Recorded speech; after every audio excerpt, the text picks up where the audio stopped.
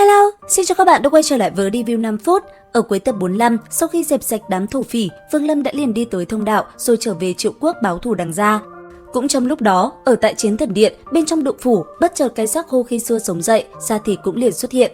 Sau đó, thân ảnh kia bất chợt mở miệng nói, chữa trị 3.000 năm, tu vi cuối cùng cũng khôi phục được 3 phần, chắc hiện tại đã ở anh Biến Kỳ. Thế nhưng vừa nhìn xuống, hắn ta đã phát hiện túi trữ vật bị mất. Tra xét một hồi, hắn thấy Vương Lâm đã lấy nó đi, bởi vậy hắn lập tức rời khỏi nơi này. Thời gian qua đi, không lâu sau, từ trên trời cao, truyền tống trận đột nhiên phát sáng, sau đó, thân ảnh Vương Lâm cũng chậm rãi xuất hiện.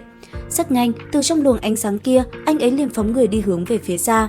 Cũng trong lúc đó, ở tại đằng xa, thân ảnh Đăng Hóa Nguyên đang nhắm mắt tu luyện bất chợt mở ra.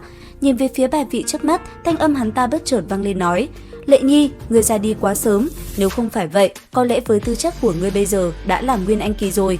Không lâu sau, ở ngoài đằng gia thành, thân ảnh Vương Trác và Đằng Tú Tú bất chợt xuất hiện. Nhìn tên kia bây giờ, trong mắt đã tràn đầy oán độc.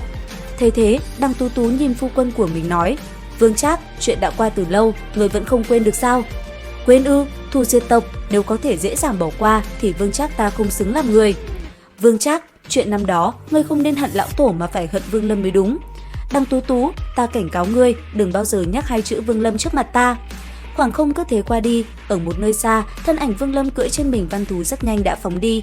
Nhìn về phía trước, từng ký ức trong ánh mắt Vương Lâm bất chợt xuất hiện, cứ thế từng hình ảnh ấy trôi qua nhanh chóng.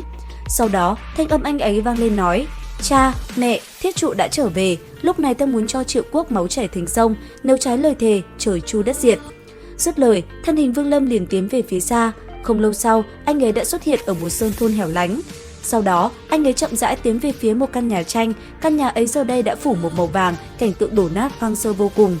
Rất nhanh, Vương Lâm chậm rãi bước đến rồi đẩy cửa đi vào, anh ấy không tự chủ được mà run lên, nhìn những thứ quen thuộc trước mắt, Vương Lâm không khỏi đau lòng. Chậm rãi tiến lên, bàn tay chạm vào bài vị của cha mẹ, ánh mắt Vương Lâm thập phần đau đớn. Lúc này, Vương Lâm có cảm giác 400 năm trước cũng chỉ giống như trong một giấc mơ, chậm rãi tiến về phía bài vị cha mẹ, Vương Lâm quỳ xuống. Sau đó, thanh âm vang lên nói: "Con bất hiếu Vương Lâm, thề sẽ lấy mạng toàn bộ đằng gia vì cha mẹ dựng một tháp đầu người." Dứt lời, Vương Lâm đứng dậy.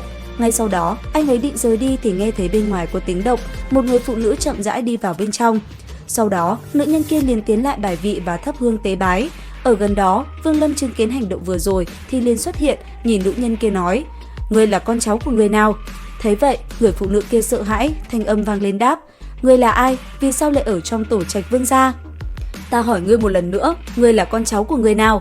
Là huynh trưởng của tổ tiên của gia đình, Vương Thiên Thổ."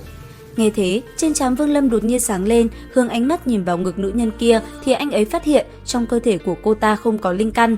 Ngay lập tức, anh ấy liền đánh ra một đạo ánh sáng về phía nữ nhân kia. Nhất thời, khi ánh sáng tiến vào, bệnh tật mà lâu nay cô ta bị cũng khỏi hẳn. Thế vậy, nữ nhân kia giật mình, cô ta lắp bắp nói: Ngài là tiên nhân sao?" "Tiên nhân, có lẽ vậy." Dứt lời, Vương Lâm liền nói cho nữ nhân kia biết mối quan hệ giữa mình và cô ta. Sau đó, Vương Lâm nói nữ nhân kia dẫn mình tới nơi cô ta sinh sống. Đi trên đường, Vương Lâm phát hiện ở nơi này tất cả mọi người đều không có linh căn. Ngay lập tức, anh ấy liền cảm thấy nghi hoặc. Cuối cùng, đưa cho nữ nhân kia 72 viên đan dược. Vương Lâm liền nói cô cho hậu nhân sử dụng, nó có thể giúp căn cơ trở nên vững chắc.